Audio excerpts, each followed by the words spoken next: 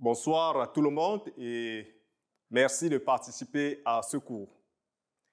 Donc, je suis certain que certains d'entre vous sont peut-être surpris de voir le slide en anglais et suivre les paroles en français.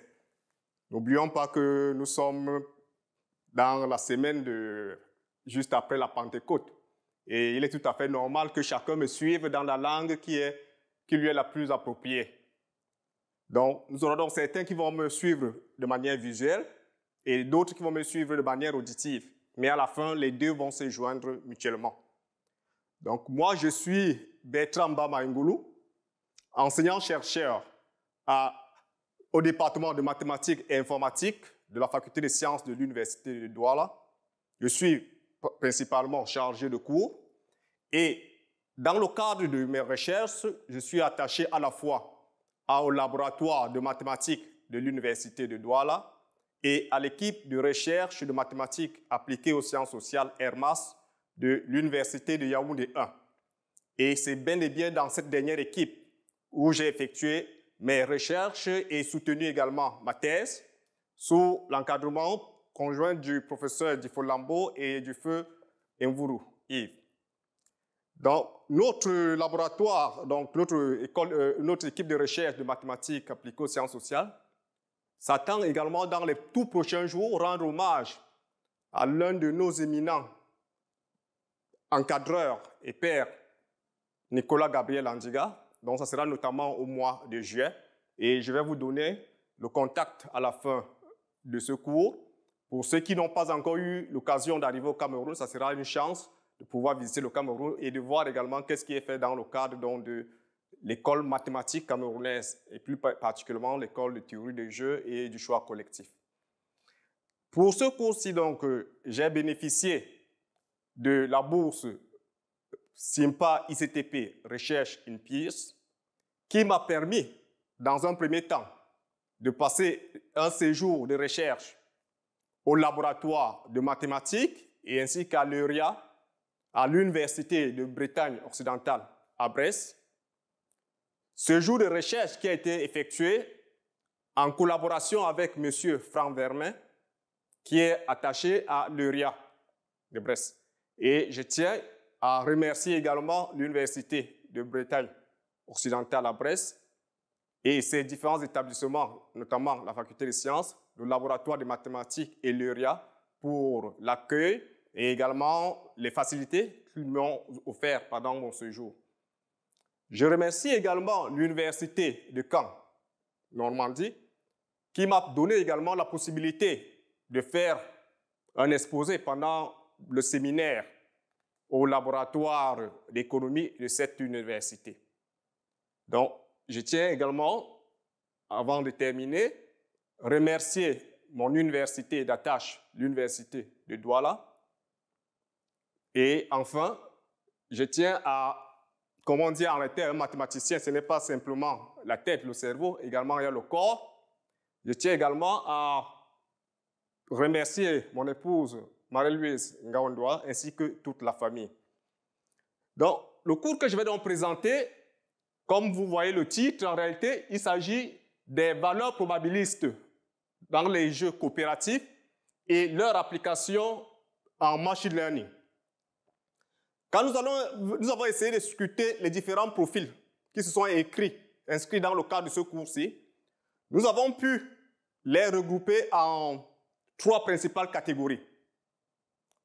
Première catégorie, il y a ceux qui ont déjà une idée de la théorie des jeux, mais qui sont curieux de voir comment est-ce que les outils de la théorie des jeux peuvent servir dans le domaine du machine learning. Ensuite, nous avons également les informaticiens et tous ceux qui sont spécialistes du machine learning, qui sont confrontés au problème d'interprétabilité des prédictions, qui aimeraient voir si les différentes approches théoriques qui peuvent servir à l'interprétabilité de leurs données. Et enfin, nous avons le 3e groupe, ceux qui ne sont ni au courant de la théorie des jeux, encore moins du machine learning. Et c'est pourquoi l'orientation de ce cours je l'ai beaucoup plus accentué vers une approche de vulgarisation. Donc, à l'issue de ce cours, nul ne sera expert ni en théorie des jeux et encore moins en machine learning, mais chacun d'entre nous sera capable de dire c'est quoi un jeu coopératif et comment est-ce qu'on utilise au moins les valeurs probabilistes pour l'interprétabilité. Je viens, comme je l'ai souligné, de l'université de Douala au Cameroun. Et le Cameroun, c'est un pays qui est situé en Afrique, presque en Afrique centrale au niveau de l'équateur. Et dans nos traditions ancestrales, les parents, les grands-parents, lorsqu'ils avaient des messages ou alors des connaissances à transmettre aux enfants, ils utilisaient les contes. Donc, permettez-moi, avant de commencer le cours, de prendre un peu la casquette de grands-parents pour vous présenter ou partager avec vous un conte africain.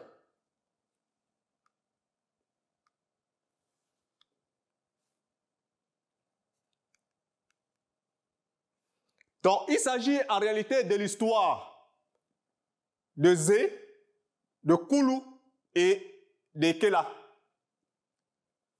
Nous avons Zé, qui n'est rien d'autre que la panthère, qui est le chef du village. Parce que, comme nous l'avons dit, c'est en réalité un conte, une histoire qui se déroule lorsque les animaux vivaient encore en harmonie. Donc, pour ceux qui sont adeptes des science-fiction, il s'agit un peu de remonter dans le temps. Donc, nous avons donc Zé, la panthère, qui est naturellement le chef du village, qui est un animal très féroce et qui est craint par tous les autres animaux du village. Après Zé, nous avons, bon, il faut ajouter que Zé, en réalité, dispose de très grandes plantations, et ces plantations lui donnent de très bonnes récoltes. Ensuite, nous avons Koulou, la tortue, qui est reconnue pour sa très grande sagesse, mais également pour sa lenteur dans le déplacement.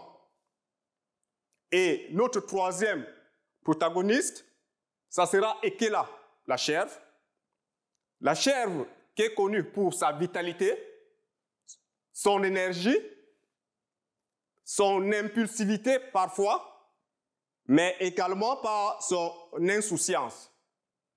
Il faut dire qu'en réalité, dans le cas de notre histoire, Koulou, la tortue, et Ekela, la chèvre, sont deux grands amis. Et la question naturellement qu'on pourrait se poser, c'est comment peut-il se faire que des individus qui ont pratiquement des comportements antinomiques puissent être liés par l'amitié. Et c'est là que nous allons voir qu'est-ce qu'il est lié en réalité. C'est que Koulou et Ekela n'aiment pas les travaux champêtres, mais seulement les deux adorent les produits qui proviennent des champs de Zé la panthère. Maintenant, qu'est-ce qui s'est donc passé? Il arrive que Zé a constaté que ses récoltes, à chaque fois, disparaissaient. Il y avait des voleurs, mais Zé n'arrivait pas à mettre la main sur ce qui le dépouillait de ses cultures. Après plusieurs tentatives et plusieurs recherches, Zé finit par retrouver les empreintes de Koulou et de Kela dans ses plantations. Mais seulement, cela ne lui permet pas, ne lui donne pas les preuves suffisantes pour pouvoir les incriminer de vol. Et qu'est-ce que Zé va donc faire? Zé va donc convoquer Koulou et Ekela et va donc les interroger séparément. Il va donc leur proposer ces petits deals. Il va dire, séparément bien sûr, à chacun d'eux, toi, tu connais combien de fois je suis féroce et je n'aime pas qu'on me roule ou alors qu'on essaye de me tromper. Tu as deux possibilités. Soit tu te dénonces en dénonçant également ton complice et par ce dénoncement, tu m'apportes des preuves palpables et intangibles qu'il s'agit effectivement de ton complice et toi qui avez dérobé mes récoltes. Pour cela donc, la première chose, je vais vous interroger séparément. Si l'un de vous dénonce, c'est-à-dire avoue ce qui s'est passé et me donne toutes les preuves suffisantes, tandis que l'autre garde le silence, alors celui qui a avoué, qui m'a apporté les preuves, n'aura aucune sanction. Mais l'autre qui a voulu jouer au petit malin aura donc 10 mois de travaux forcés dans mes plantations. Ensuite, si vous avouez tous les deux d'avoir volé, au lieu de vous imposer à chacun 10 mois de travaux forcés, pour votre collaboration, j'imposerai à chacun de vous 5 mois de travaux. Mais si vous décidez tous les deux de garder le silence, c'est bien vrai, je n'ai pas de preuves pouvant vous incriminer, mais du simple fait que vous soyez introduit dans mes plantations sans mon autorisation, cela va me permettre de vous infliger une sanction, et cette sanction sera d'imposer à chacun de vous 2 mois de travaux forcés dans mes plantations. Donc, voici donc les 3 propositions que Zé va faire à Koulou et à Ekela. Si on essaie de nous résumer, première chose, si l'un dénonce et l'autre garde le silence, donc ne veut rien dire, celui qui dénonce sera donc élargi, donc n'aura aucune sanction, et le second qui aura gardé le silence aura donc 10 mois de travaux forcés. Si les deux décident d'avouer, on va alléger leur peine de 5 mois, mais comme toute faute mérite une sanction, on infligera à chacun des deux 5 mois de travaux. Et maintenant, si les deux gardent le silence, Zé, n'ayant pas de preuves palpables, va maintenant s'appuyer sur le fait qu'il se soit introduit illégalement dans ces plantations pour leur imposer 2 mois de travaux forcés à chacun.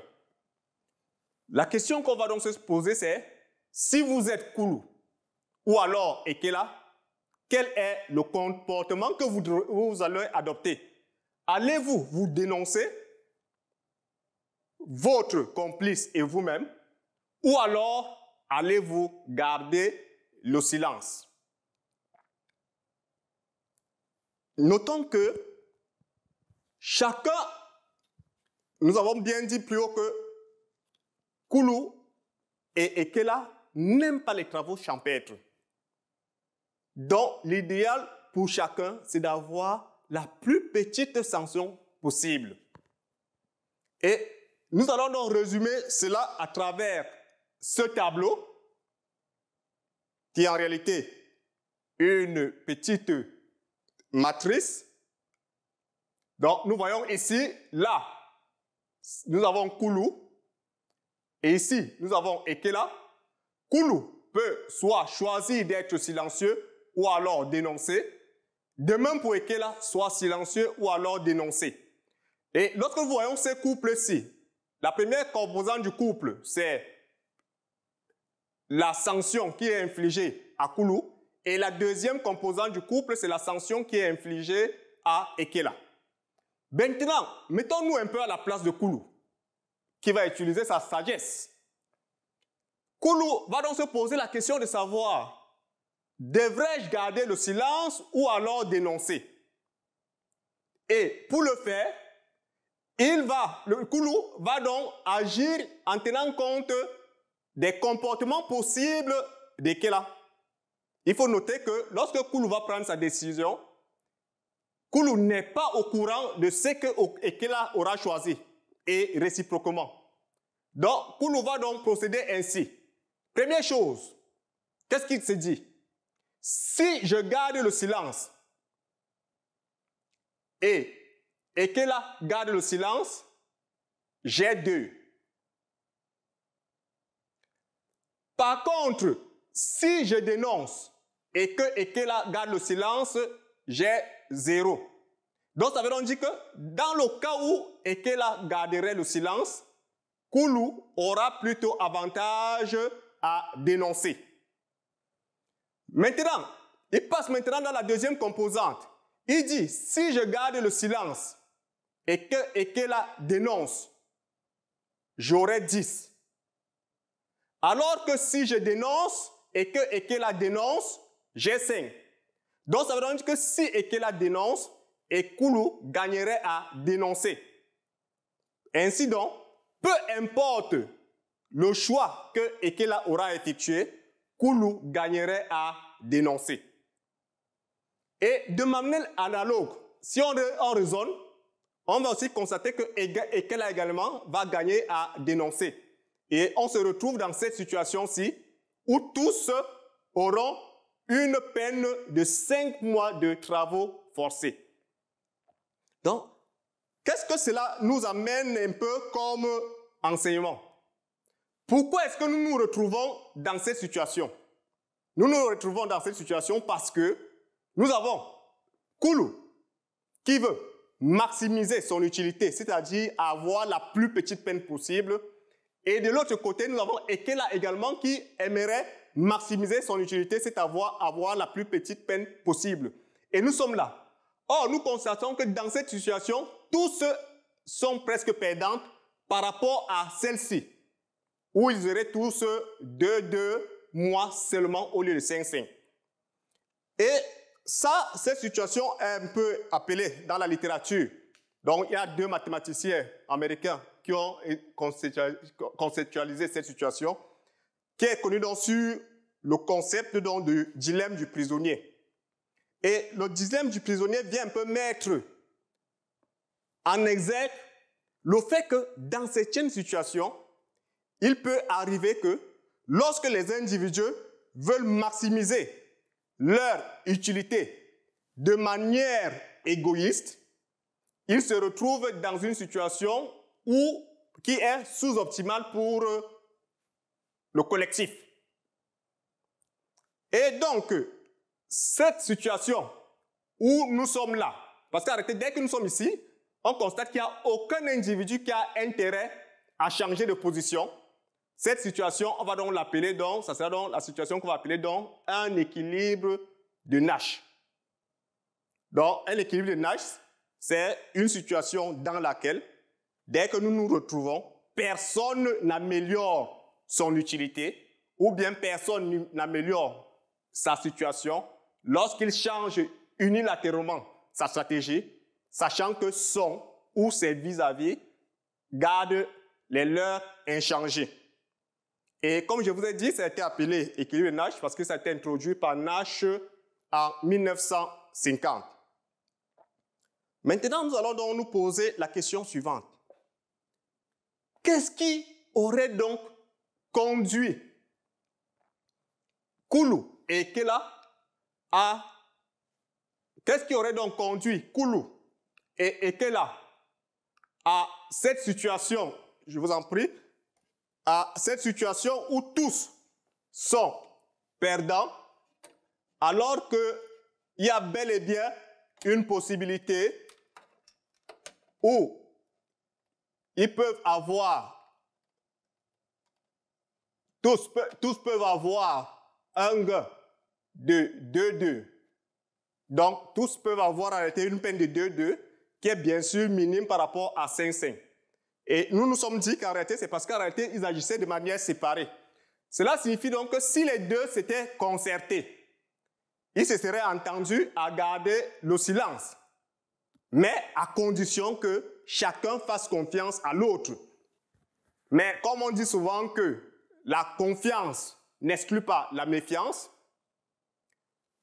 s'ils se concertaient donc et décidaient à garder le silence, pour être sûrs, ils auraient été amenés, par exemple, à prendre des accords qui auraient pu les contraindre de telle manière que si quelqu'un dévie, la peine que l'accord lui imposerait serait plus que les 5 mois de peine qu'ils sont en train de vouloir éviter. Et lorsque nous aurons donc des situations où des individus peuvent contracter des accords contraignants, nous allons parler d'une situation de coopération. Donc, c'est là, dans ce contexte-ci, nous allons dire que nous sommes ici dans une situation de jeu non coopératif. Donc, un jeu non coopératif, ça sera donc donné par quoi? Nous aurons des joueurs. Ici, nos joueurs sont Koulou et Kela. Chaque joueur devra avoir un ensemble bien connu d'actions. Ici, c'est silence, dénoncer, silence, dénoncer pour chacun d'eux. Et enfin, nous devrons avoir une fonction qui nous permet d'avoir les gains des joueurs sur la base des actions qu'ils auraient menées au préalable. Donc, c'est donc ceci. Donc, lorsqu'on va donc parler d'un jeu, je parle bien d'un jeu dans le cadre de la théorie des jeux, nous aurons besoin de notre ensemble des joueurs, nous aurons besoin de leur stratégie et nous aurons besoin des fonctions des gains. Et vous voyez donc que nous avons là des acteurs qui interagissent de telle manière que les actions des uns vont impacter sur les autres. Parce qu'il y a parfois des gens qui me demandent que, bon, votre théorie des jeux, là, est-ce que, bon, si je suis seul et je lance une biche, moi, par exemple, pour essayer d'atteindre une cible, est-ce que c'est un jeu? Non. Dans le sens de la théorie des jeux, cela n'est pas un jeu. Donc, voilà ce que nous allons donc entendre par un jeu. Et la théorie des jeux donc, a été introduite formellement par von Neumann et Morgenstern. Von Neumann, qui est un mathématicien bien connu, et qui a travaillé dans plusieurs branches ou bien plusieurs domaines des mathématiques, et il a introduit en collaboration avec Morgenstern. Et la théorie des jeux donc, va donc se subdiviser en 2 grands groupes, comme je l'ai dit précédemment. Les jeux non coopératifs, c'est un peu la situation de notre compte de tout à l'heure, et puis les jeux coopératifs où les individus peuvent prendre des accords contraignants. Et ce sont donc ces jeux coopératifs qui vont nous intéresser dans le cadre de notre cours. Donc, nous allons donc commencer le cours. Pour ce cours, donc, nous aurons 4 points principaux. Certains peuvent dire chapitres, d'autres sections, et ainsi de suite. Mais moi, je préfère dire les points principaux ou bien les points saillants. Le premier point consistera donc à parler des jeux coopératifs. Il s'agira notamment de dire qu'est-ce qu'un jeu coopératif, quelles sont les propriétés des jeux coopératifs, de donner quelques exemples sur les jeux coopératifs et ensuite, quels sont les problèmes suscités par les jeux coopératifs. Donc, j'ai terminé par quels sont les problèmes suscités par les jeux coopératifs. Et dès qu'on a un problème, la chose à faire, c'est de chercher une solution à ce problème. Et nous aurons dans le deuxième point, nous allons essayer de voir une solution sur les jeux coopératifs, notamment le cœur. Comme je vous ai dit, ce cours, c'est un peu un cours de vulgarisation. Nous n'allons pas aller tellement dans les profondeurs, donc nous allons parler du concept de cœur.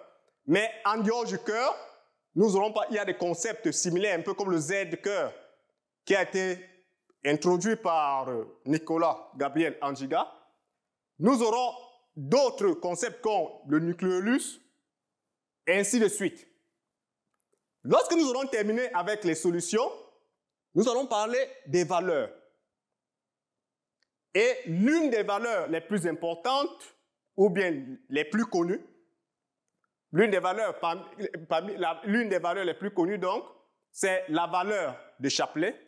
Vous allez voir que ce soit dans le domaine de l'économie, que ce soit dans le domaine des votes, que ce soit dans le domaine du machine learning, des sciences de données, etc.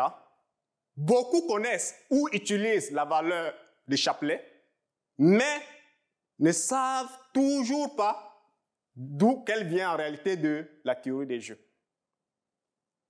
Et ceux qui sont un peu curieux ou bien ceux qui travaillent un peu dans le domaine du machine learning, vous avez entendu parler du SHAP, Explainability Approach.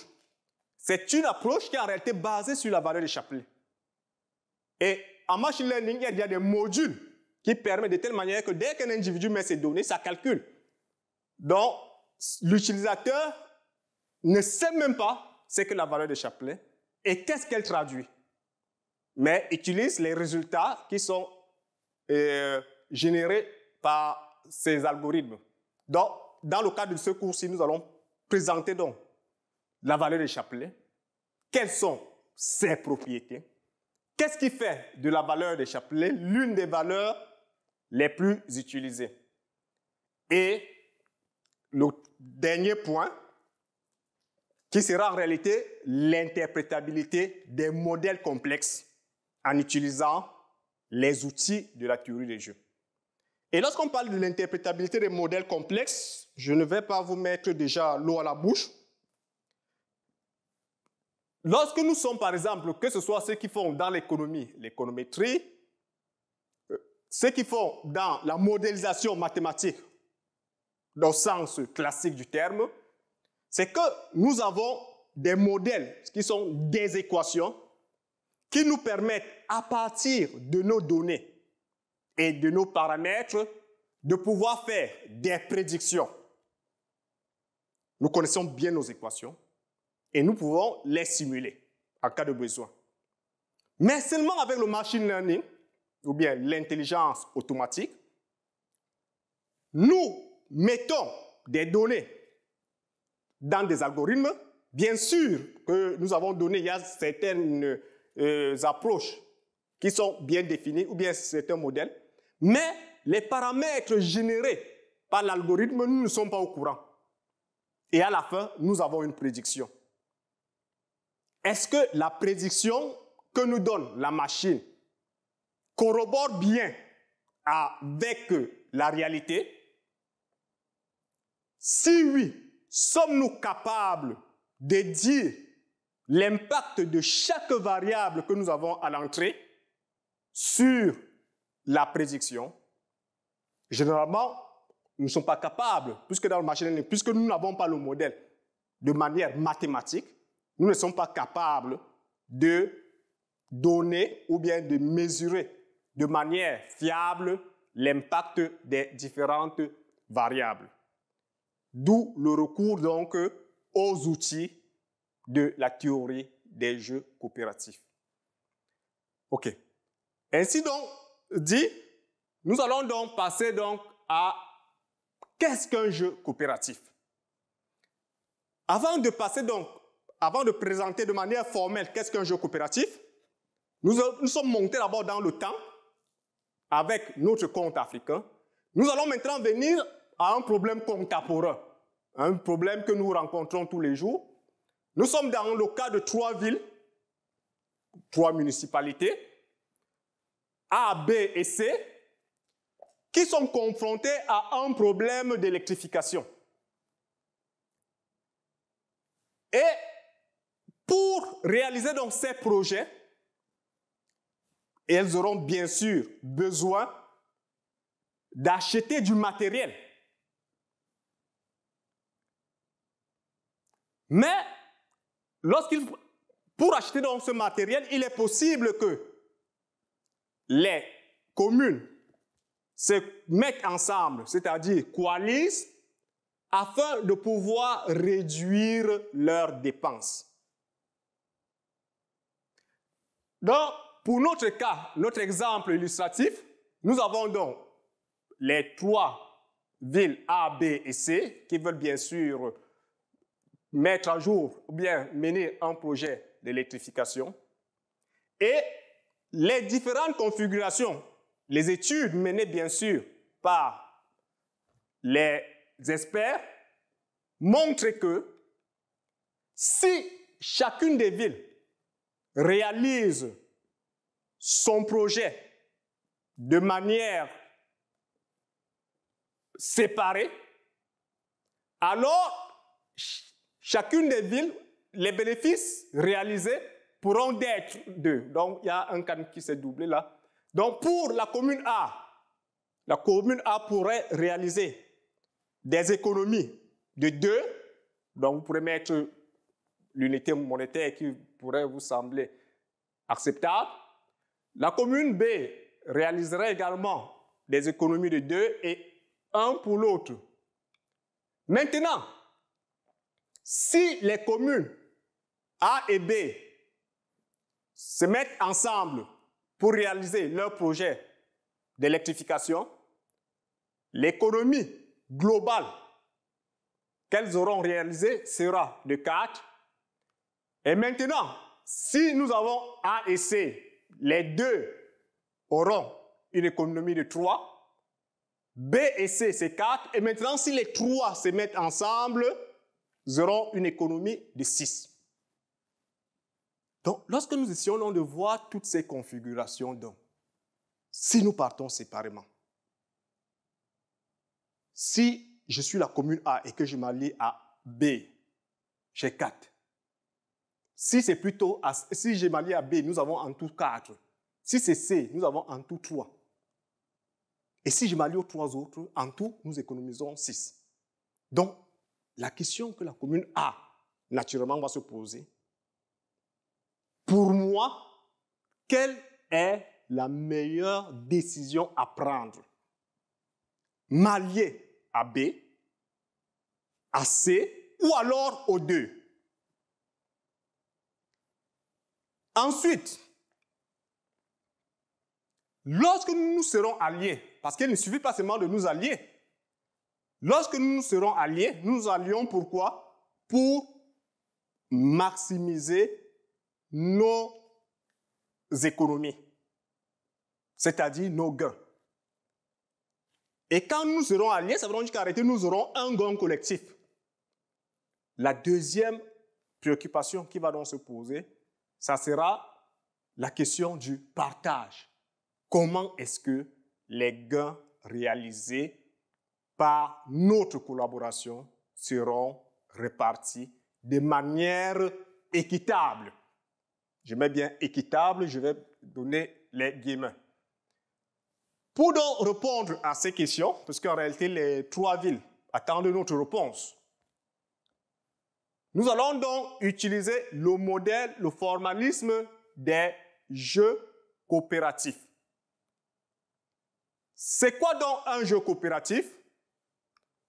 Un jeu coopératif, ce n'est rien d'autre qu'un couple NV, où N est un ensemble non fini dont les éléments sont appelés les joueurs, et V est en réalité une fonction, et V est une fonction qui va de l'ensemble des parties des N, ce que nous allons appeler ici les coalitions, vers l'ensemble des nombres réels.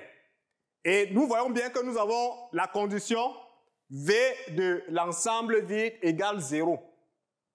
En réalité, V de l'ensemble vide égale 0, on peut la traduire naturellement pour dire qu'aucune action, aucun gain. D'accord? Donc, qui ne risque rien, n'a rien. S'il faut un peu caricaturer. Donc, si j'essaie donc de représenter ça, donc nous avons dit, nous avons affaire à un couple. Donc, notre couple, c'est bien sûr NV. Et N, nous avons dit, c'est l'ensemble des joueurs. Donc, ça veut donc dire que nous aurons, par exemple, pour le cas de nos trois communes, nous avons la commune A, qu'on pourra, qui est là. Ensuite, nous avons la commune B.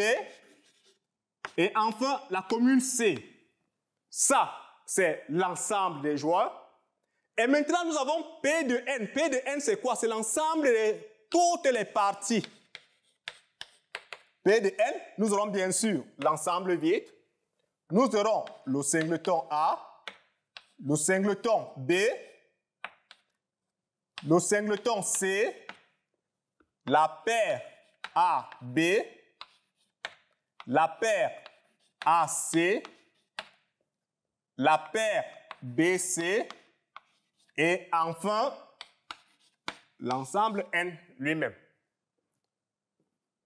Et V va donc à chacune de ces parties donner un gain.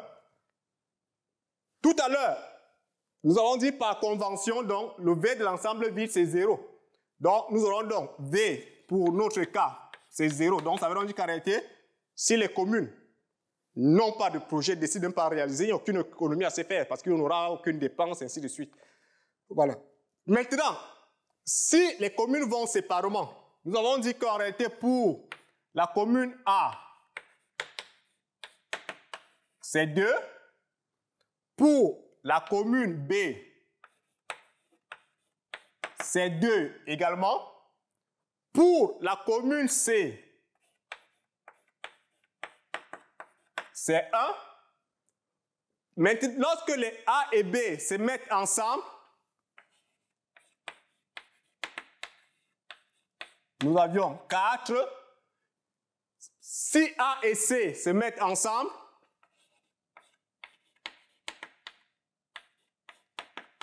c'est 3. Si B et C sont ensemble, on avait 2.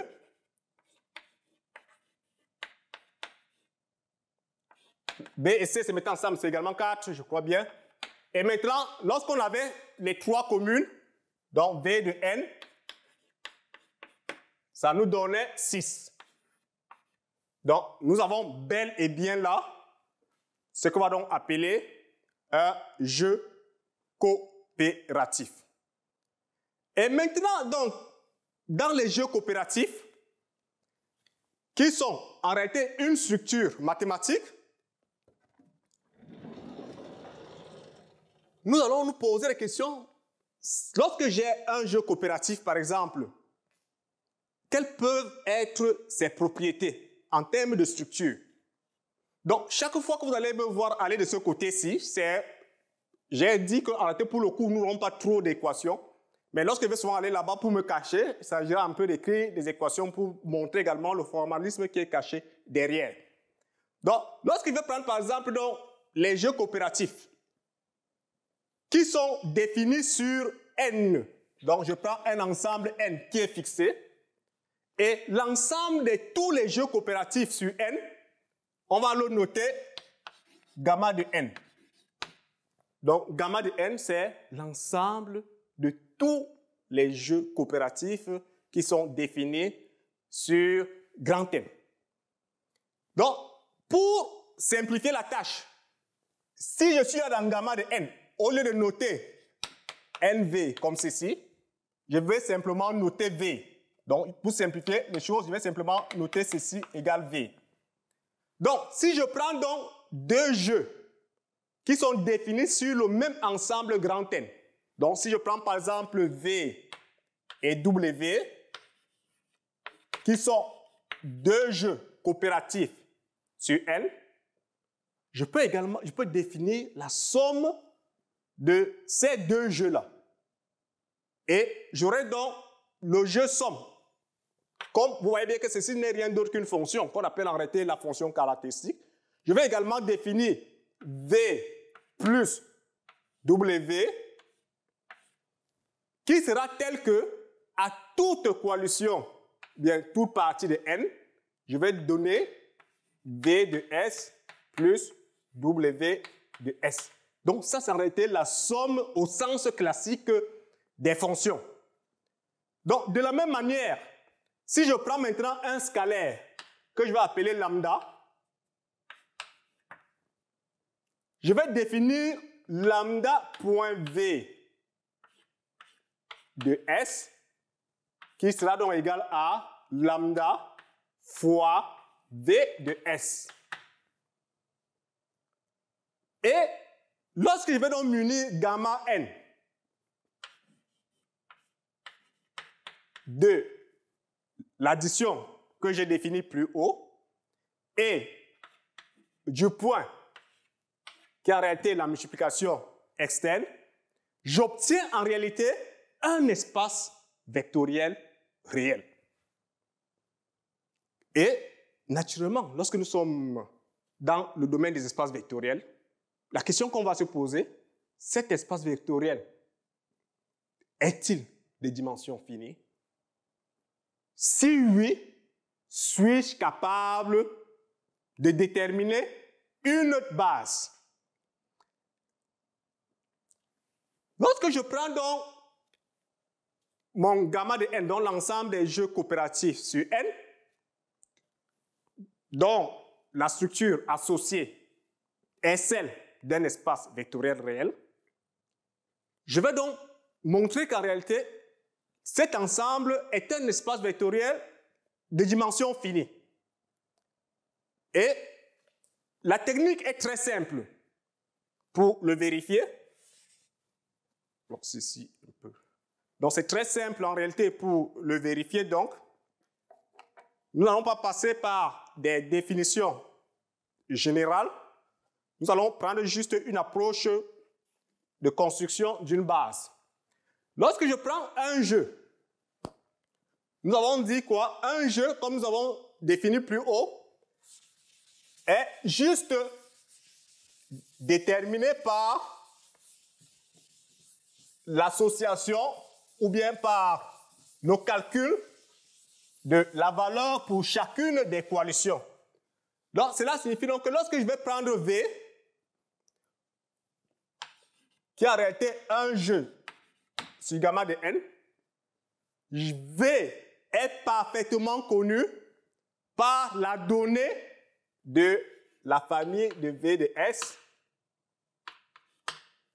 avec S contenu, ou bien S appartenant à n. Et comme nous avons fixé au départ V de l'ensemble vide égale 0, donc je peux enlever l'ensemble vide là.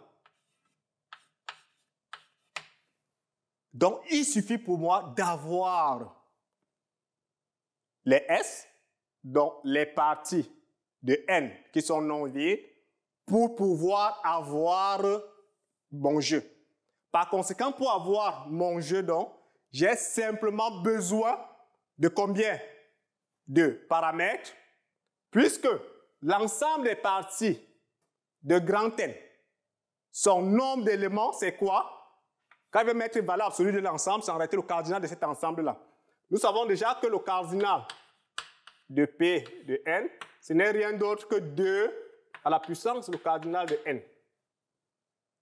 D'accord? Donc, cela entraîne donc le nombre de paramètres dont j'ai besoin pour connaître la fonction V. Il s'agit en réalité de 2 à la puissance n moins 1 paramètres. Cela signifie donc que mon espace vectoriel est au plus des dimensions 2 puissance cardinale de n-1. Et on montre qu'en réalité que c'est une dimension, que c'est exactement sa dimension. Et pour montrer que c'est exactement sa dimension, nous allons construire ce qu'on appelle en réalité les jeux unanimes. Et un jeu unanime, comment est-ce qu'il est défini? Un jeu unanime est défini à partir d'une coalition S. Donc, je prends une partie non vide de N et je définis donc le jeu unanime sur S comme étant le jeu que je vais noter U indice. Donc, prenons plutôt un T ici simplement pour faciliter les choses. Si je vais prendre donc le jeu unanime d'indice T qui sera défini comme ceci, qui a toute coalition S, donc toute partie S de N, U indice T de S sera égal donc à 1 si T est contenu dans S et 0 sinon. Et si je prends donc l'ensemble de toutes ces fonctions-là,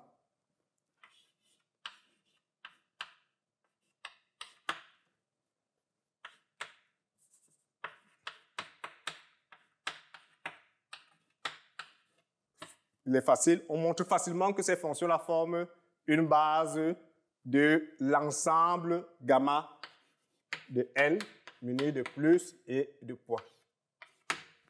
Donc, l'ensemble des jeux coopératifs sur N est bel et bien un espace vectoriel de dimension 2 à la puissance, le cardinal de N, le tout moins 1. OK.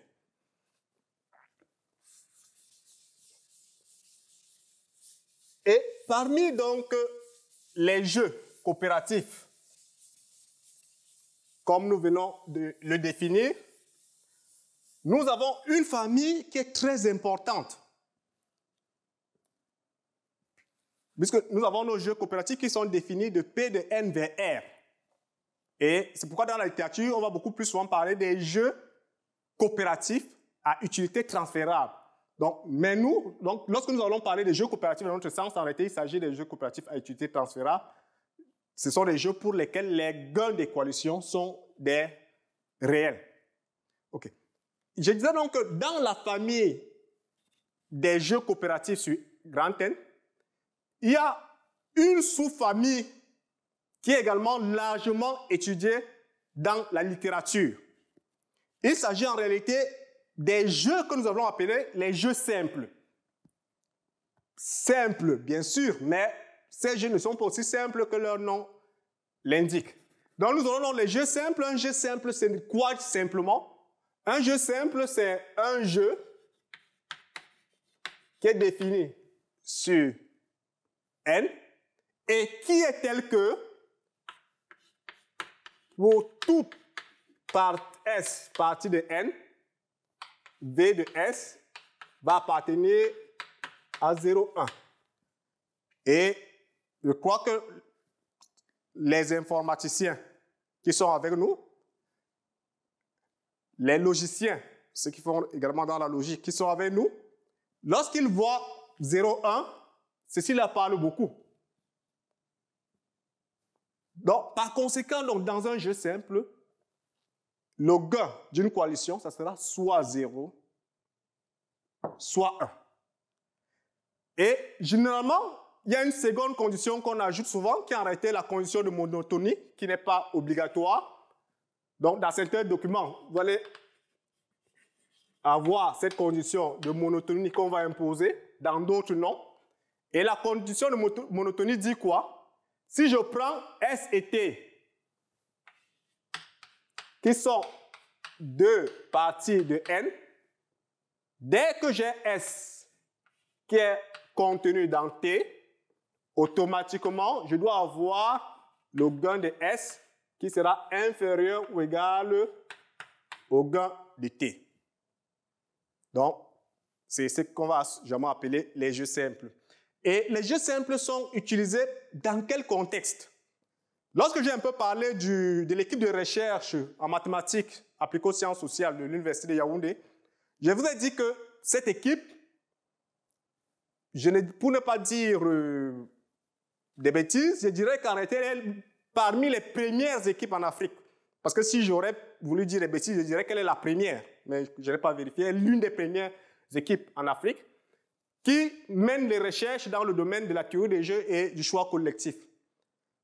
Et le choix collectif, on l'applique notamment dans le cas des élections, dans la théorie du vote. Et ces jeux simples, donc, cette famille des jeux coopératifs qu'on appelle donc les jeux simples, sont beaucoup utilisés dans la théorie du vote. Dans quel sens? Lorsque je vais prendre une coalition S, je me dis par exemple que N, c'est peut-être l'Assemblée nationale, donc l'ensemble des députés d'une assemblée, l'ensemble des membres d'un conseil d'administration, c'est ça que j'appelle N. Et je prends S, donc, une coalition des membres de cette assemblée-là. Je vais donc dire que V de S égale 1 signifie quoi? Que l'ensemble des membres de S forment une majorité. Ça veut dire que les membres de S sont capables de faire passer une loi s'ils décident de la soutenir. Et quand je me parle de majorité, la notion de majorité va dépendre du contexte dans lequel nous nous trouvons. Ça peut être la majorité absolue, ça veut dire qu'il faudrait que S ait au moins la moitié des membres de l'Assemblée plus 1. Ça peut être la majorité des 3/4 ou alors toute autre forme de majorité. Donc, à partir donc, de la définition du jeu simple, on peut donc déterminer quelles sont les majorités. Et dans le cas des jeux simples, donc, vous allez trouver qu'il y a beaucoup de travaux de l'équipe de recherche Hermas de Yaoundé qui ont été publiés dans ce domaine-là. Que ce soit les travaux de Jules Moulin, le père fondateur, à Nicolas Gabriel Andigan Difo, Bertrand Tianto, Issofa Moupou ou alors Luemé Fono, vous allez trouver beaucoup ont travaillé dans ce domaine-là. Et leurs publications sont citées dans la plupart des travaux concernant les jeux simples. Voilà. Je vous ai dit, nous avions donc présenté les jeux coopératifs. Nous avons dit que les jeux coopératifs munis de plus et de points avaient une structure d'espace vectoriel. Maintenant, nous avons une sous-famille qu'on appelait la sous-famille des jeux simples sur N. Donc là, j'ai gamma de N. Je l'identifie à l'ensemble des V qui sont définis de P de N vers R tel que V de l'ensemble vide égale 0. Maintenant, l'ensemble des jeux simples sur N, je vais donc dire quoi? C'est égal à l'ensemble des V appartenant à gamma de N tel que pour tout S appartenant à P de N, V de S appartient à 0,1. Nous avons vu que gamma de N muni de plus et de point est un espace vectoriel réel. Question, qu'en est-il de Sn? Et nous savons bien que lorsque nous avons un espace vectoriel et on a un sous-ensemble de notre espace vectoriel, pour que ce sous-ensemble soit en lui-même un espace vectoriel, il suffit qu'il soit un sous-espace vectoriel. Ça veut dire qu'il suffirait que cet ensemble soit stable pour l'addition est stable pour la multiplication externe. Et nous voyons que nous n'avons pas besoin de chercher de midi à 14 heures pour voir que cet ensemble-ci, non seulement n'est pas stable déjà pour l'addition, et aussi n'est pas stable pour la multiplication par un scalaire. Cela signifie donc que l'ensemble des jeux simples n'est pas un sous-espace vectoriel. Mais, ce n'est pas un sous-espace vectoriel, mais comme c'est un modèle de jeu qui est également utilisé, la question naturelle qu'on pourrait se poser, c'est quelle est la structure mathématique qui repose derrière cet ensemble? Maintenant, donc, ceux qui sont habitués avec les fonctions booléennes, j'ai pensé aux logiciens ainsi qu'aux informaticiens quelque part, nous constatons quoi? Si je prends deux éléments, deux jeux simples, je vais les appeler V et W. Je peux définir le jeu inférieur que je vais noter V inférieur W, qui sera comment? V inférieur W d'un certain S, ça sera simplement le min entre V de S et W de S. De la même manière, je peux également définir le sup.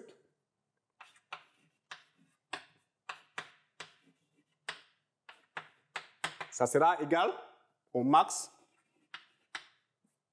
de V de S et de W de S.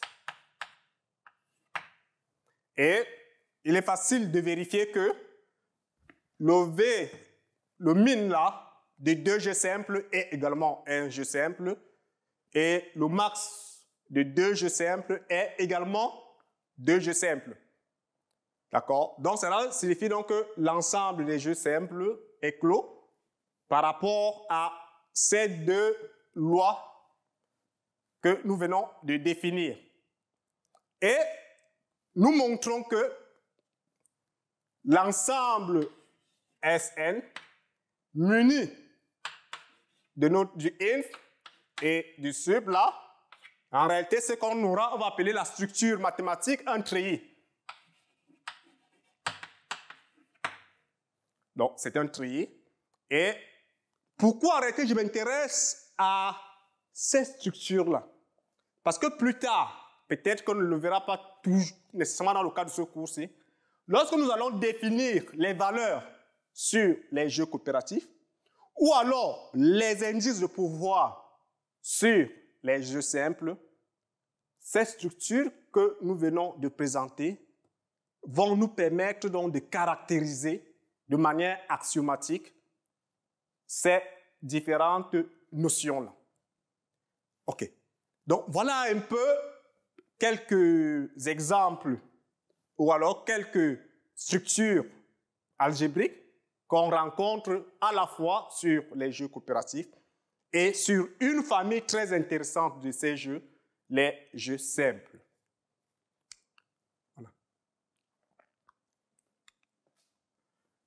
C'est donc quoi un jeu coopératif? Nous avons dit que pour nous, un jeu coopératif, c'était en réalité le couple 1 NV, comme nous avons présenté.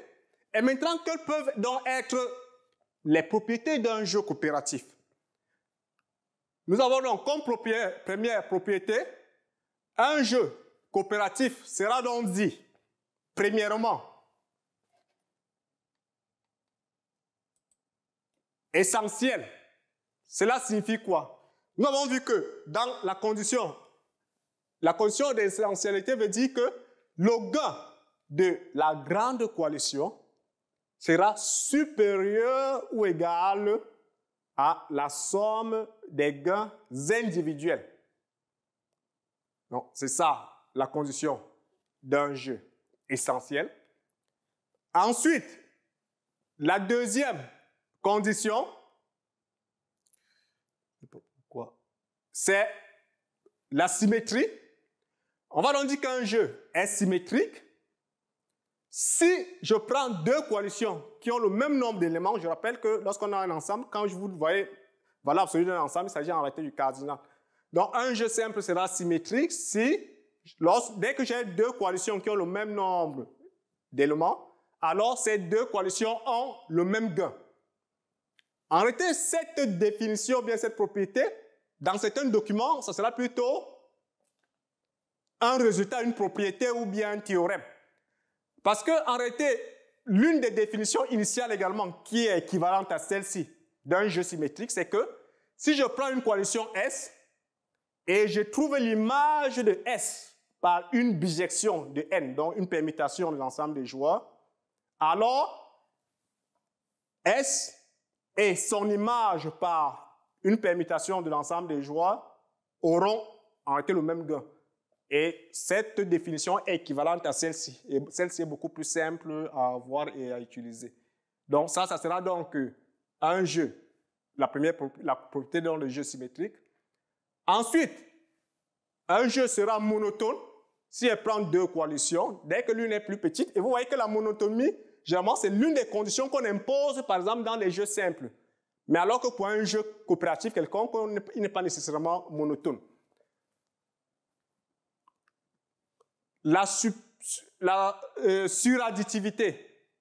Donc, un jeu coopératif sera donc suradditif si le gain de la réunion de deux coalitions disjointes est supérieur ou égal à la somme de leurs gains. La question qu'on va donc vous poser, c'est si je prends un jeu suradditif, est-ce qu'il est essentiel? Donc, si je prends un jeu qui est suradditif, est-ce que la condition 4 implique la condition 1? Bon, vous pourrez réfléchir dessus, ce n'est pas très compliqué. La sous-additivité, voilà. Regardez bien ces deux conditions-là. En réalité, on pourra dire que ce sont des conditions qui sont duales l'une de l'autre. La suradditivité, le gain d'une réunion de coalitions disjointes est supérieure à la somme des gains. La sous-additivité, le gain de la réunion des coalitions disjointes est inférieur ou égal à. Donc, généralement, la suradditivité, donc la condition 4, est généralement souhaitée lorsqu'il s'agit des gains au sens positif. C'est-à-dire, nous avons des bonus. Et la deuxième, la condition 5, la sous-additivité, est généralement préférée lorsque nous avons plutôt des pertes. D'accord? Donc, généralement, lorsque nous avons un jeu, ce qu'on appelle en réalité les jeux de coût ou bien les jeux de perte, on souhaiterait avoir une fonction sous-additive, un peu comme le cas de nos communes là. Donc, lorsque les communes se mettent ensemble, elles diminuent leurs dépenses et augmentent leurs économies. Donc, c'est pourquoi on dit en réalité que ces deux notions sont duales l'une de l'autre. La question donc, lorsqu'on prend notre jeu des communes là, quelles sont les propriétés que ce jeu vérifie? Est-ce que ce jeu est essentiel? Regardons bien. On a dit essentiel veut dire que le gain de la grande coalition N doit être supérieur ou égal au gain individuel. Les gains individuels, j'ai 2 plus 2, ça fait 4, plus 1, ça fait 5. Et j'ai le gain de la grande coalition qui est égal à 6. Donc, ça veut dire qu'en réalité, ce jeu-ci est bel et bien essentiel. Donc, je vais donc dire que la condition I est vérifiée. Est-ce que le jeu est symétrique? Cela signifie que si je prends deux coalitions qui ont le même nombre d'éléments, ces deux coalitions-là ont-elles les mêmes gains? Je regarde. Facile de voir. Je prends le singleton B et le singleton C. Même nombre d'éléments 1, 1. Singleton B a 2, singleton C a 1. Donc, la condition 2i n'est pas vérifiée. Ce jeu est-il monotone? C'est-à-dire, lorsque j'ai une coalition qui est plus grande, Est-ce que son gain est grand? Oui, naturellement, ça se voit que le jeu est monotone.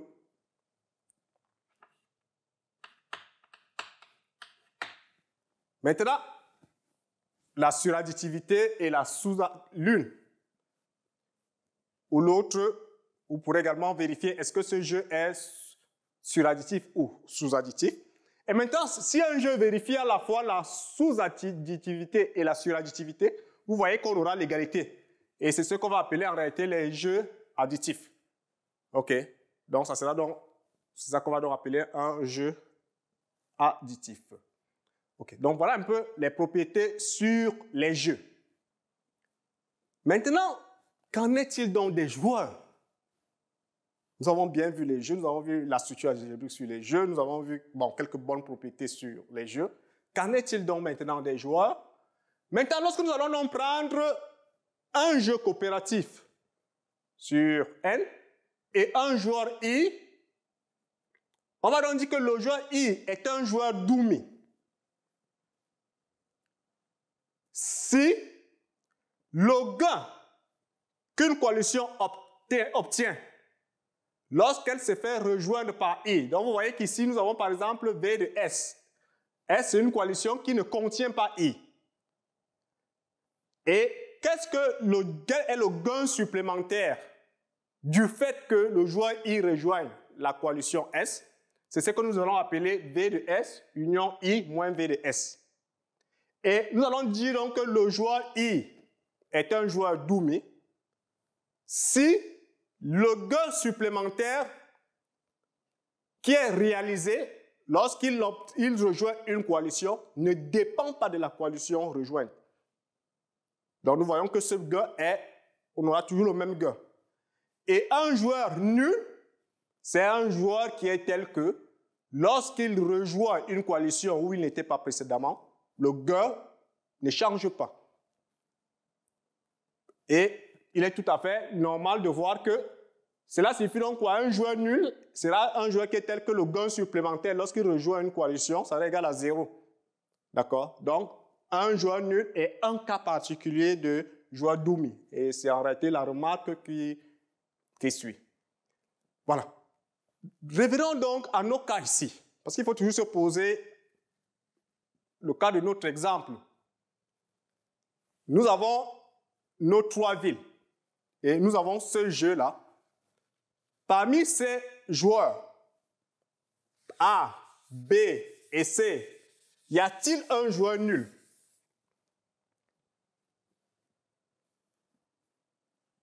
Donc, si on peut le regarder, y a-t-il un joueur nul parmi tous ces joueurs-là?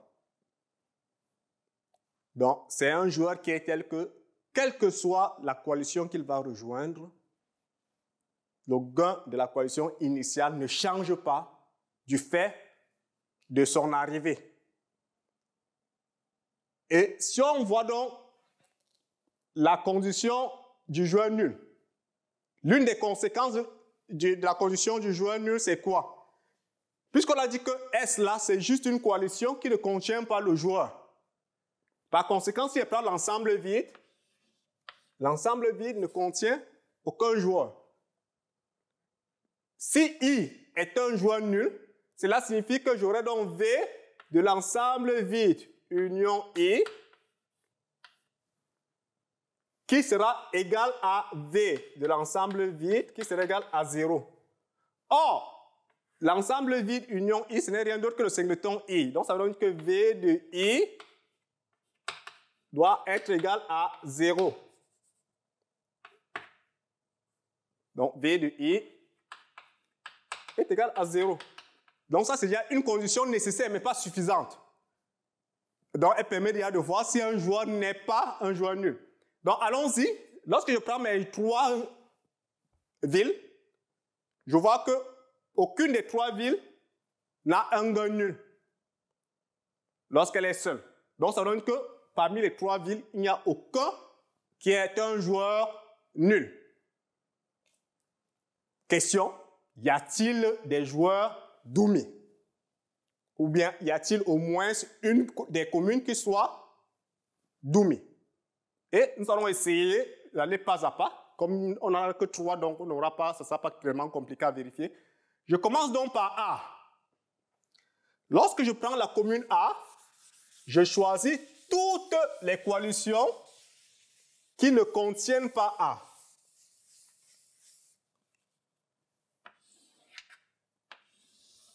Donc, je commence donc par la commune A. J'ai A. Quelles sont les coalitions qui ne contiennent pas A? Première coalition, l'ensemble vide déjà. Ensuite, le singleton B, le singleton C,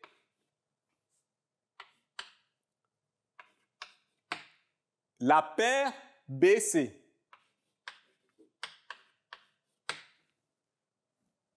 Voici les coalitions qui ne contiennent pas A. Maintenant, quels sont les gains réalisés par l'ajout de A à chacune de ces coalitions? Je commence par l'ensemble vide. Lorsque je vais faire V de A union l'ensemble vide moins V de l'ensemble vide, ça va me donner V de A. Donc, ça veut dire qu'ici, la différence, je vais appeler delta simplement la différence à chaque fois. Donc, ça veut dire qu'ici, il y aurait delta, ça va me donner simplement V de A qui est 2. Et si V de B, c'est 2, lorsque A rejoint B, en tout, ils ont 4, donc le gain réalisé, ça sera 2. Alors, C, c'est 1. Lorsque A rejoint C, ils ont en tout 3, donc le gain réalisé, c'est 2. Maintenant, BC, c'est 4. Lorsque A rejoint BC, ça donne 6. Donc, le gain réalisé, c'est 2. Donc, nous voyons bien que le gain réalisé par A, le gain réalisé par une coalition, en se faisant rejoindre par A, ne dépend pas de la coalition initiale. Donc, ça veut dire que le joueur A est en réalité ce qu'on va appeler un joueur Doumi. Donc, vous pourrez donc vérifier pour le joueur B et le joueur C. OK. Donc, voilà donc les propriétés qui sont intéressantes également sur les joueurs. Maintenant, nous sommes dans un cas de jeu. N'oublions pas que notre objectif, c'est de pouvoir répondre au cahier de charges à nous confier par les 3 villes qui aimeraient savoir si elles gagneraient à coalitionner pour mener les projets d'électrification ou alors il ferait mieux aller de manière dispersée. N'oublions pas que c'est cela. Donc maintenant, nous allons essayer de voir une définition qui permet de comparer les joueurs de manière qualitative. C'est-à-dire, si moi, je suis un joueur et qu'il m'est proposé de m'associer à l'un ou l'autre, lequel est-ce que je vais préférer des deux? Si nous sommes une coalition et que nous sommes amenés à appeler, à nous rejoindre l'un ou l'autre des 2 joueurs, lequel est-ce que nous allons préférer? Et pour donc pouvoir comparer les joueurs 2 à 2, nous allons donc présenter la notion de désirabilité qui a été introduite par Isbell en 1958. Comment est-ce que cette notion est définie? La notion de désirabilité dit ceci. Si je prends un jeu coopératif sur N et je prends 2 joueurs I et J, je dirais que le joueur I est au moins aussi désirable que le joueur J si pour toute coalition S ne contenant ni I ni J, le gain obtenu en accueillant le joueur I sera supérieur ou égal au gain obtenu en accueillant le joueur J. Donc, c'est naturel, non? Ça veut donc dire qu'en réalité, et tout le monde aura tendance à attirer vers lui le joueur I, parce qu'en réalité, il nous apportera un gain toujours au moins aussi grand que celui que J est capable de nous apporter. Ensuite, donc, nous avons la notion de joueur strictement plus désirable. On va donc dire que I est strictement plus désirable que J si I est au moins aussi désirable que J et que J, lui, au contraire, n'est pas au moins aussi désirable que I. Donc, les mathématiciens, ou bien les gens qui ont eu à travailler un peu sur les relations, connaissent un peu la notion de la partie stricte. Et la troisième propriété nous dit donc que I et J seront équivalents si I est au moins aussi désirable que J et J est au moins aussi désirable que I. Nous avons toujours notre modèle. Nous allons essayer donc de comparer nos joueurs-là. Nous allons essayer de comparer nos communes pour voir 2 à 2. Est-ce qu'il y a une commune qui est au moins aussi désirable qu'une autre, et ainsi de suite. Donc, on va soulever ceci. Voilà. Donc, nous allons prendre donc nos 3 communes pour passer donc à la comparaison.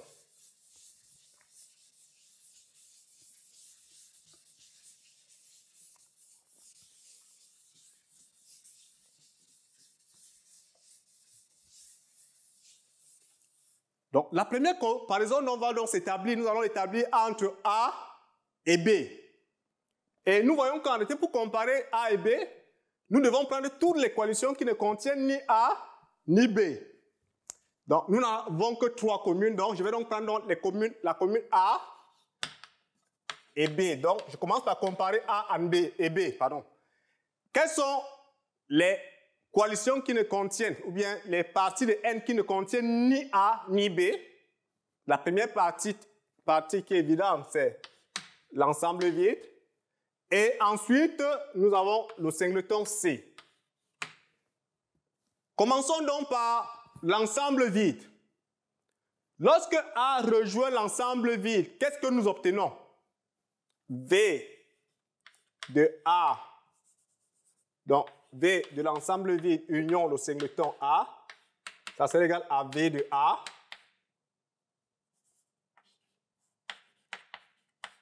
Et nous avons V de A qui est égal à 2. Maintenant, pour B, même chose, on aura V de l'ensemble vide union le singleton B qui est égal à V de B. Cela signifie donc que si l'ensemble vide était appelé à attirer quelqu'un, l'ensemble vide serait indifférent entre A et B, parce que c'est la même chose. OK. Maintenant, allons donc au singleton C. Si je prends maintenant V du singleton C union A, qui n'est rien d'autre que V de AC, V de AC, si nous regardons bien là, ça nous donne 3. Et maintenant, je fais la même chose avec B, V de C union le singleton B. Ça va donc nous donner V de la paire BC et V de la paire BC nous donne 4. Par conséquent, nous voyons que B sera strictement plus désirable que A. Bon, j'espère que les deux communes ne nous entendent pas. OK. Maintenant, vous pourrez faire également la même chose entre A et C et entre B et C. Maintenant, cette relation-ci, c'est bel et bien la relation de désirabilité que nous venons de définir plus haut, c'est bel et bien une relation binaire. C'est une relation binaire sur l'ensemble des joueurs. Et nous savons que généralement, lorsqu'on a une relation binaire sur un ensemble, l'une des questions naturelles qu'on se pose, parce que en réalité, ce sont les familles des relations binaires qu'on utilise les plus souvent, c'est s'agit-il d'une relation d'équivalence ou alors cette relation binaire pourrait être une relation d'ordre. Lorsque nous prenons la relation de désirabilité qui est donnée au petit i, nous savons que de manière naturelle, déjà, cette relation de désirabilité, elle est réflexive. D'accord? Ensuite, maintenant, est-elle symétrique? Non. Nous venons de voir que nous avons eu B qui est au moins aussi désirable que A, alors que A n'est pas au moins aussi désirable que B. Donc, ça veut dire que la relation de désirabilité n'est pas symétrique. Est-elle transitive? Là, c'est une propriété qui a été énoncée par, je crois, Isbell qui l'a démontré, et Taylor et Zwicker également, je crois dans les années 94-99, dans leur livre Simple Game, montrent en réalité que la relation de désirabilité, là, elle est transitive. Et c'est souvent un très beau petit, c'est un très bel exercice à faire. D'accord? C'est pas compliqué. Pour montrer que c'est en réalité. Donc, en réalité, cette relation de désirabilité, donc, c'est un période. Mais c'est un période qui n'est pas toujours total. Donc, la relation de désirabilité, donc l'une des propriétés de la relation de désirabilité, c'est que donc, la relation de désirabilité est donc un période. Donc, mais nous voulons, l'objectif, donc, nous avons dit quoi? La relation de désirabilité nous a été introduite pour pouvoir comparer les joueurs 2 à 2. Et l'idéal, donc, lorsque nous avons une relation de comparaison, c'est d'être capable de comparer tous les joueurs. Donc, la question, donc, c'est de savoir quand est-ce que cette relation de désirabilité est-elle totale? Donc, quand est-ce qu'elle est un priori total? Et pour caractériser, donc, nous allons donc commencer d'abord par les jeux simples. Et plus tard, dans le cas des jeux coopératifs au sens général. Dans le cas des jeux simples, rappelons donc, nous avons dit quoi? C'était quoi un jeu simple? On a dit un jeu simple, c'est un jeu sous forme caractéristique qui ne prend que les valeurs 0 et 1. Et ensuite, pour nous, on va supposer que la condition de monotonie est incluse dans la définition. Donc, si je prends deux coalitions N, alors dès que S est contenu dans T, cela entraîne automatiquement que V de S est inférieur ou égal à V de T. La question donc qu'on se pose, c'est que si je prends donc mon jeu simple, quand est-ce que l'ensemble des joueurs munis de la relation de désirabilité sur le jeu V est total, est un prior total. Et pour caractériser donc les jeux simples pour lesquels la relation de déshabité est un prior total, Taylor et Zwicker vont introduire la notion de pi-robustesse. Qu'est-ce qu'on entend par pi-robustesse? La notion de pi-robustesse nous dit simplement ceci. Si je prends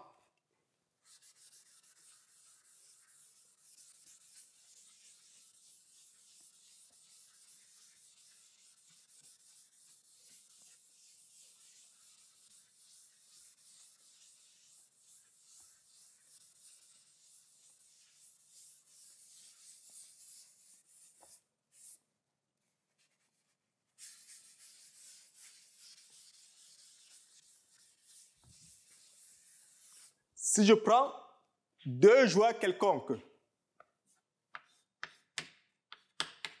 IG, si je prends deux coalitions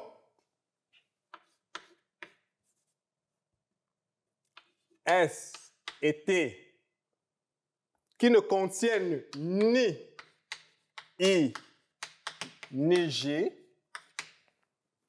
et qui sont telles que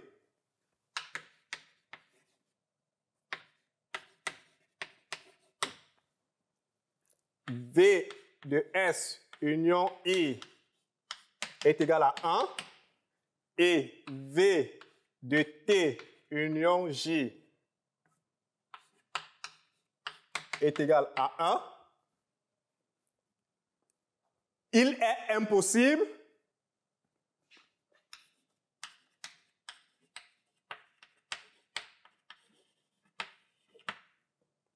V de S union J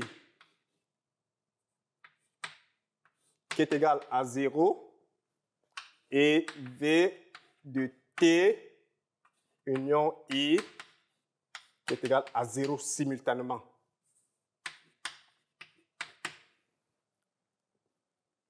Donc, si on a donc un jeu simple V qui vérifie cette condition, qui dit quoi? Si je prends deux coalitions gagnantes, en menant un échange de joueurs entre deux coalitions gagnantes, il est impossible que les deux coalitions que j'obtienne à la fin soient toutes perdantes. Donc, tous les jeux simples qui vont vérifier cette propriété, c'est ce qu'on va appeler en réalité les jeux pi-robustes, en anglais soft robust. Et c'est que Taylor et Zwicker établissent, ils établissent donc que la relation de désirabilité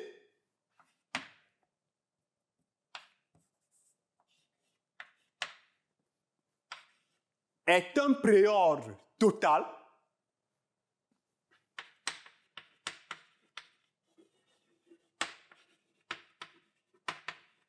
si et seulement si le jeu simple NV est soft robust. Bon, on va écrire. Voilà. Donc, dès que je prends mon jeu, je vérifie, dès qu'il vérifie ici, je suis capable donc de voir si le jeu est totalement ordonné. La question qu'on va donc se poser, c'est est-ce que notre jeu, constitué de nos trois communes, vérifie ce jeu est-il plus robuste? Bon, pour ceux qui ont comparé, il y a les joueurs A et C, B à C, peut-être peuvent bien conclure, parce qu'on dit qu'en réalité, si c'est une relation d'ordre total, alors il y a une équivalence. Bon, même pour ceux qui n'ont pas encore comparé, on va essayer un peu de regarder. Ce n'est pas aussi long que cela. On va voir si notre jeu est plus robuste.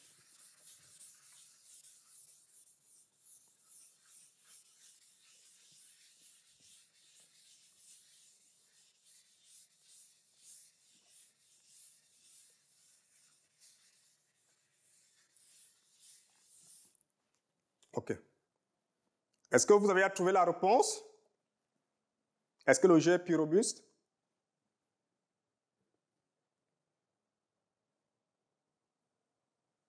OK. J'espère que vous n'avez pas cherché. Parce que je viens de définir, j'ai dit, nous sommes sur les jeux simples. Est-ce que ce jeu est un jeu simple? Non. OK. Donc, il faudra donc attendre quand nous aurons défini la notion de pi robustesse dans le cas des jeux simples. D'accord? OK. Voilà. Bon, maintenant, donc, nous allons essayer nous allons essayer un peu de nous rafraîchir un peu la mémoire. Nous allons mener un peu quelques petites questions que je vais vous poser et vous allez essayer un peu de réfléchir. La première question que je vais vous poser, si je prends, nous avons défini la notion de joueur nul, plus haut. Nous avons défini la notion de joueur demi. Première question, est-ce que deux joueurs nuls sont comparables? Si je prends I et J, deux joueurs nuls,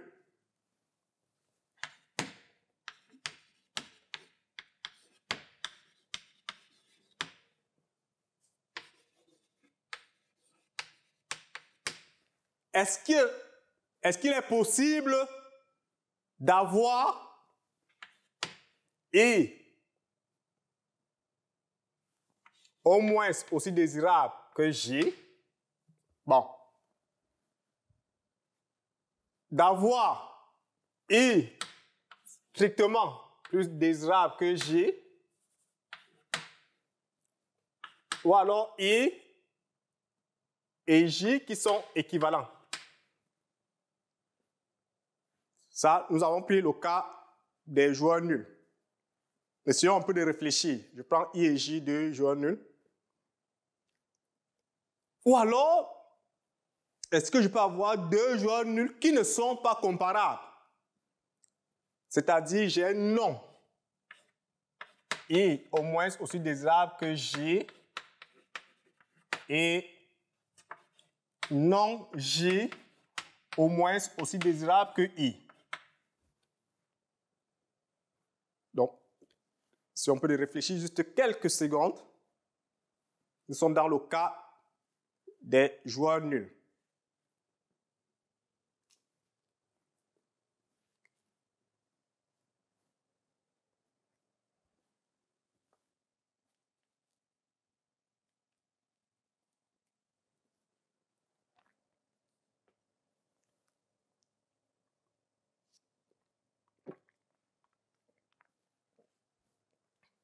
OK. Allons-y donc, revoyons bien. Rappelons-nous pour ceux qui l'ont oublié, qu'est-ce qu'on entend par, je garde notre définition de la relation de désirabilité. Je vais ramener un peu sur ce tableau les notions de joueur nul et de joueur demi pour ceux qui l'ont un peu déjà perdu d'esprit.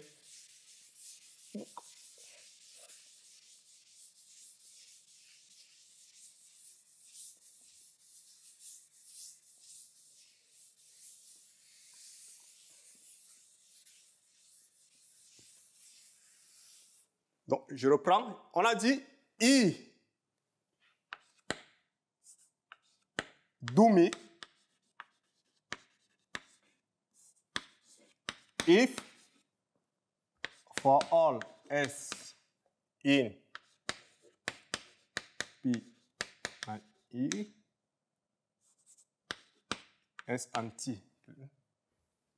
We have V S union E minus Vs égale Vt union E minus Vt. Donc, ça, c'est la définition du joueur demi. Et nous avons dit que le joueur nul null player if for S on we have VS union égale VS. OK. Donc, voilà donc nos tableaux là. Nous avons notre relation de désirabilité d'un côté et nous avons les notions de joueur dummy et joueur nul. Donc, la première question, c'est si j'ai deux joueurs nuls, ces joueurs sont-ils toujours comparables par la relation de désirabilité? Si oui, si on dit oui là, alors peut-on avoir l'un qui est strictement plus désirable que l'autre? Ou alors, ces joueurs seront toujours équivalents? Bon, maintenant, s'ils ne sont pas toujours comparables, ça veut donc dire qu'on a ceci. Donc, nous sommes dans le cas où on a deux joueurs nuls. Et regardons bien, on a dit la relation au moins aussi désirable veut dire quoi? I est au moins aussi désirable que J. Si je prends une coalition de contenant ni I ni J, V de S. Allons-y, donc si on essaie de prendre ça, je suppose que mes joueurs I et J sont nuls.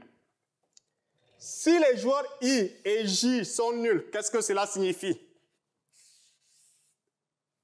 I et J nuls, cela signifie que si je prends une coalition, regardons le dernier tiré du haut là, si je prends une coalition S qui ne contient ni I ni J, j'aurai V de S union I qui sera égal à V de S car I est nul et j'aurai V de S union J qui sera égal à V de S car J est nul et on aura l'égalité ici. D'accord? Et on voit donc que si je prends I et J qui sont deux joueurs nuls, I sera au moins aussi désirable que J et J sera au moins aussi désirable que I. Par conséquent, deux joueurs nuls seront toujours équivalents. Donc, dès que j'ai un jeu, deux joueurs nuls seront toujours équivalents. OK. Deuxième question maintenant, prenons deux joueurs dummy, quelconques. Parce que nous savons que les joueurs nuls font partie des joueurs dummy. Mais la réciproque n'est pas vraie. Parce que nous avons vu par exemple que dans le cas de nos trois villes, le joueur A est dummy sans être nul. OK. Maintenant, si je prends deux joueurs dummy quelconques, sont-ils toujours comparables? Si oui, y aura-t-il l'un qui peut être strictement plus désirable que l'autre? Ou alors, deux joueurs dummy seront-ils toujours équivalents, comme c'est le cas que nous venons de voir pour les joueurs nuls? Maintenant, prenons I et J dummy et on se repose les mêmes questions.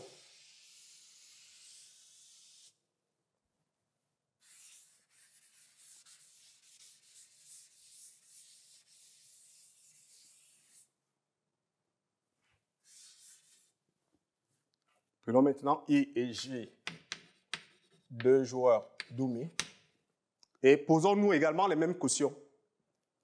Est-ce que les deux joueurs dummy seront toujours comparables? Est-ce que, si c'est oui, est-ce qu'il est possible que l'un soit strictement plus désirable que l'autre? Ou alors, les joueurs dummy seront-ils toujours équivalents? Et dans le cas concret de tout ça, est-ce qu'il est possible d'avoir deux joueurs dummy qui ne soient pas comparables par la relation de désirabilité? Donc, quelques secondes de réflexion avant qu'on essaye de répondre à cette question. OK, bon, allons-y. Nous allons tout revoir. Nous avons dit dummy. Nous avons dummy qui est en haut. On dit un joueur Doumi, elle dit Doumi, si pour toute coalition S et T ne le contenant pas, le gain supplémentaire obtenu lorsqu'il rejoint cette coalition ne dépend pas de la coalition rejointe. Donc cela signifie donc que, regardons bien, cette condition Doumi-là, peut-être dès que je vais réécrire, vous allez voir, ça va vous sauter directement aux yeux. Si je prends S, une coalition qui ne contient pas I, je prends I, qui est un joueur Doumi, et je prends une coalition S qui ne contient pas I. Regardons bien, je prends une coalition S qui ne contient pas I.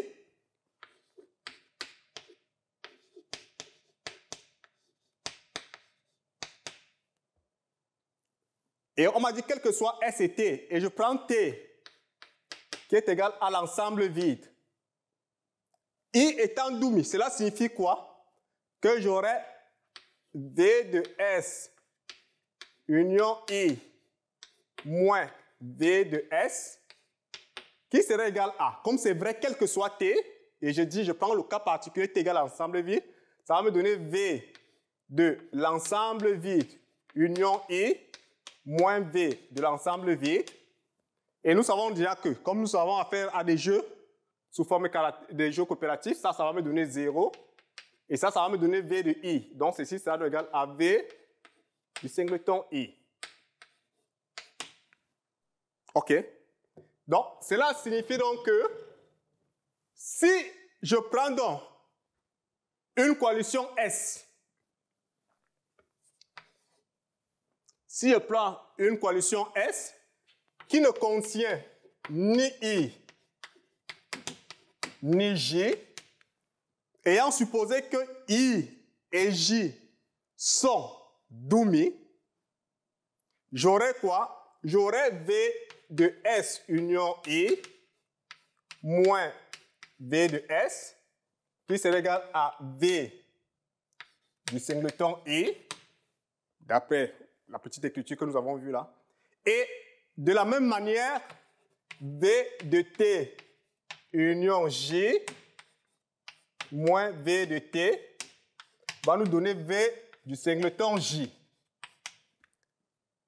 Donc, répondre à la question de savoir si I et J sont toujours comparables, si I peut être strictement plus grand que J, si I est toujours équivalent à J, reviendrait simplement à se reporter sur ces deux valeurs-ci.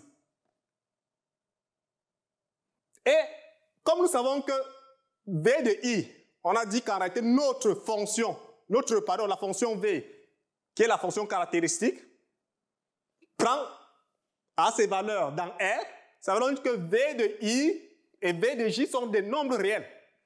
Et nous savons tous que l'ensemble des nombres réels est un ensemble totalement ordonné.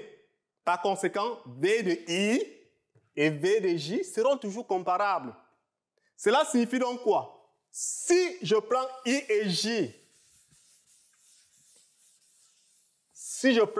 et J, qui sont deux joueurs Doumi dans un jeu V,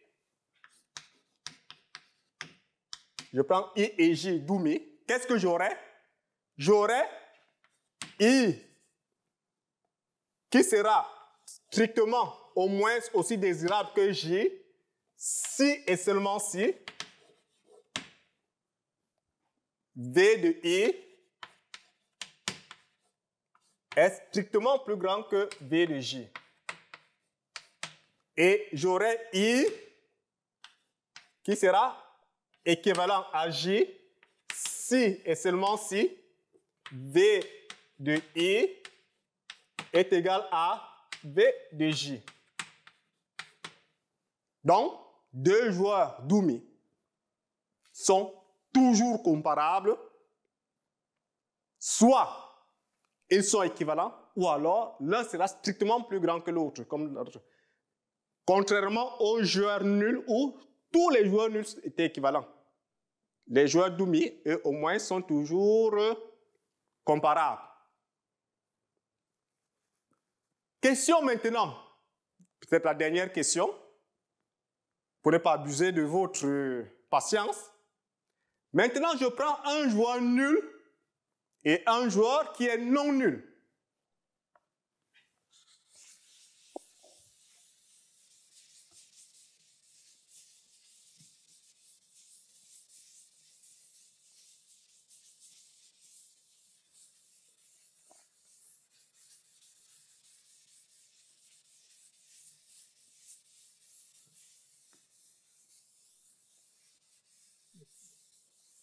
Je prends un joueur nul et un joueur qui est non nul. Donc, et nous sommes toujours dans notre jeu coopératif NV. Je prends I, J, qui sont mes deux joueurs. Je considère, je suppose que I est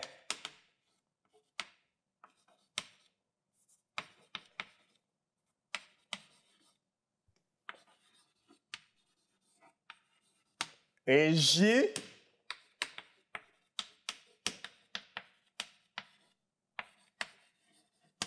bon, c'est ce que vous allez me dire, j'ai défini le joueur nul, mais je n'ai pas défini le joueur non nul. D'accord? Bon, on va supposer que le joueur non nul, c'est la négation du joueur nul. D'accord? Donc, dire que le joueur J est non nul, cela signifie donc que il existe au moins une coalition T ne contenant pas J qui soit telle que V de S union J soit différente,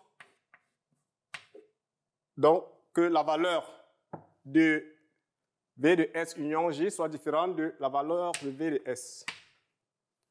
Donc maintenant la question c'est, si je prends un joueur nul qui est le joueur I et un joueur non nul qui est le joueur J, est-ce que I et J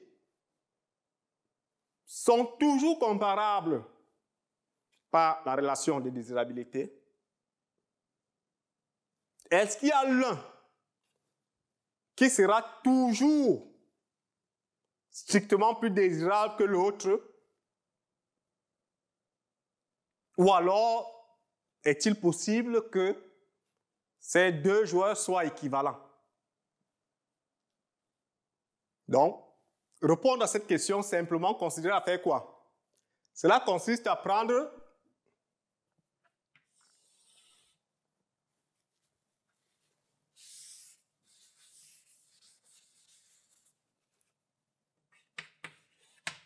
qu'est-ce qu'on sait? Cela consiste à prendre, par exemple, une coalition S qui ne contient ni J. Donc, on a vu, S veut dire non, nul. Si je prends maintenant une coalition S qui ne contient ni I ni J,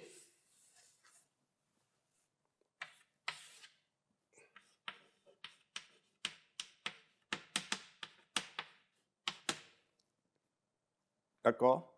Il est question pour moi, toujours, de comparer quoi? V de S union I. Et n'oublions pas, nous avons dit que le joueur I est un joueur nul. Cela signifie, en d'autres termes, que V de S union I, c'est égal à V de S. De comparer à quoi? À V de S union J. Donc, pour savoir si le joueur I et J sont toujours comparables, cela signifie donc que il faut voir si, pour tout S, vérifiant ces conditions-ci, on aura V de S union J qui sera toujours supérieur ou égal à V de S, ou alors, pour tout S, vérifiant ces conditions, V de S union J qui sera toujours inférieur ou égal à... Parce que cette condition-ci entraînerait automatiquement que J est au moins aussi désirable que I. Et l'autre condition entraînerait que I est au moins aussi désirable que J. D'accord? Donc, pour que I et J soient comparables, il faut que l'une ou l'autre condition soit vérifiée. OK. Donc, dès que l'une de ces conditions-là n'est pas vérifiée, ça ne marche plus. Voilà. Et par exemple, celle-ci pourrait être vérifiée si nous avons, par exemple, un jeu monotone. Parce que nous avons dit pour un jeu monotone, toute coalition plus grande a une valeur plus grande que celle de la petite. Donc, lorsque nous aurons un jeu monotone, un joueur non nul sera au moins aussi désirable qu'un joueur nul. Et comme il y aura un endroit où on aura, il existera S où on aura l'inégalité stricte, donc ça veut dire que dans un jeu monotone, un joueur non nul sera strictement plus désirable qu'un joueur nul. OK? Voilà. Donc, si nous essayons un peu donc de nous résumer, de parcourir un peu tout ce que nous avons fait dans le cadre de notre cours de ce jour, nous sommes partis d'un conte. Il s'agissait en réalité de l'histoire de Zé la panthère, de Koulou la tortue et d'Ekela la chèvre. Cette histoire qui nous a amené à une situation de jeu non coopératif qu'on a appelé en réalité la situation du dilemme du prisonnier, qui est en réalité un contexte ou bien une situation qui nous montre un paradoxe qui est lequel, lorsque nous avons des individus qui agissent de manière égoïste, cherchant à maximiser chacun son utilité, cela peut nous amener à nous retrouver à des situations sous-optimales pour la collectivité. Et nous avons dit que pour pallier à ce genre de situation, il était important que les acteurs puissent coalitionner. Et pour coalitionner, il fallait en réalité avoir des accords qui poussent chacun à respecter les accords ou bien les contrats que nous avons établis. Et lorsque nous sommes donc dans cette situation, nous avons donc dit que nous étions dans une situation de jeu coopératif. Et revenant un peu en arrière, nous avons dit qu'un jeu, dans le contexte de la théorie de jeu que nous avons présentée, c'est un contexte dans lequel nous avons des acteurs qui interagissent entre eux, que nous avons appelés les joueurs, où pour chaque joueur, nous avons l'ensemble des actions ou stratégies qu'il est susceptible de mener. Et enfin, nous avons une fonction des gains, qui nous permet de déterminer les gains des joueurs à partir de leurs actions. Donc, lorsque nous avons donc ces trois cadres-là, nous avons donc affaire à un jeu dans le sens de la théorie des jeux. Puis, nous avons défini donc c'est quoi un jeu coopératif.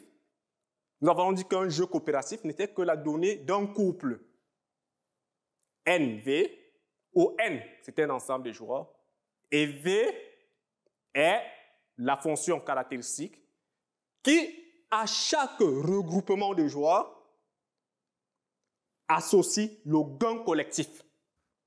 Et nous avons pris le jeu coopératif. Donc, le jeu coopératif, donc, nous l'avons utilisé pour formaliser la situation de nos trois villes qui faisaient face à un problème de l'électrification. OK, bon, on me signale là que j'ai un message. Je regarde, je vous reviens.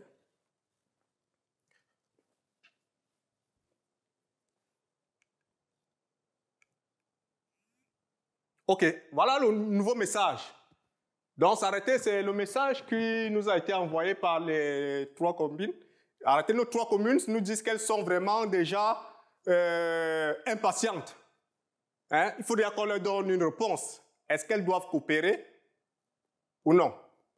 OK, donc je vais rédiger dans le message également et je vais leur envoyer la réponse.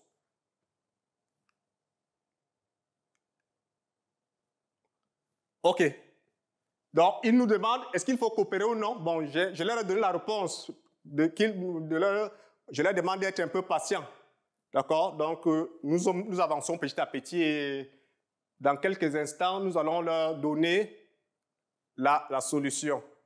OK. Donc, nous allons un peu réfléchir. Comme on dit souvent, la nuit porte conseil. Et nous croyons que d'ici demain, nous aurons la solution à leurs préoccupations.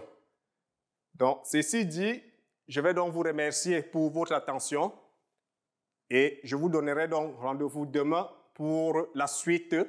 D'accord? Donc, la suite serait d'abord donc essayer de répondre à la préoccupation de nos 3 communes, à savoir est-ce qu'elles gagneraient à coopérer. Je vous remercie.